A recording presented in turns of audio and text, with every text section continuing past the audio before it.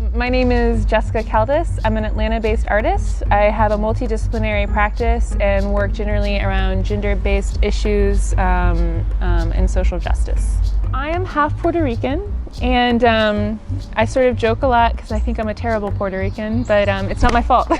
It's always been this weird part of who I am that it feels like separate from my day-to-day lived experience, but it also feels super important to me. And also becomes more complicated because I'm becoming more aware of different issues that people face because of where they're from, right? And then as sort of a white Latina, then there's even more complications because a lot of the issues I'm talking about are much worse if you're a woman of color, right? If you're Hispanic or Latina, if you're Black, they're even worse. I think the goal of a lot of my work as an artist is to give people an opportunity to witness or experience something that is outside the normal realm of possibilities for them. So something they may not ever experience otherwise. It's definitely about impact and trying to create space for education or change or just sort of challenging the way you think about something. I think for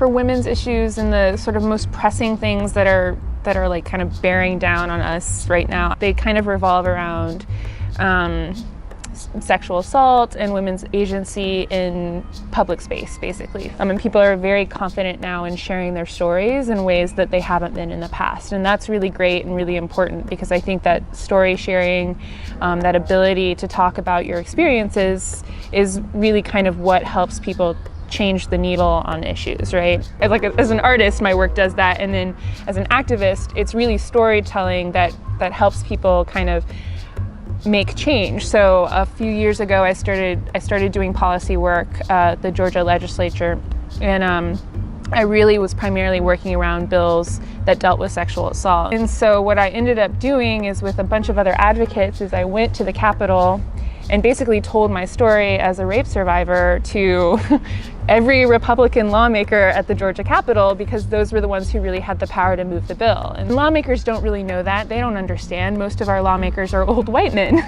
So they don't know. They think they're doing the right thing.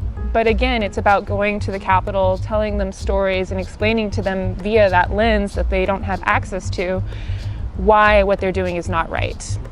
I think with a lot of these big issues, especially in gender-based violence and things where trauma is present, it's very easy to focus on the trauma only, and it's important to make sure that we understand how that trauma exists in reality. But I think what's also really important for victims and survivors is that there is space after trauma, right? The more you start to hear other people's stories, again, it all comes back to just being that really vulnerable story sharing person, the more you kind of go, oh, I'm not here by myself.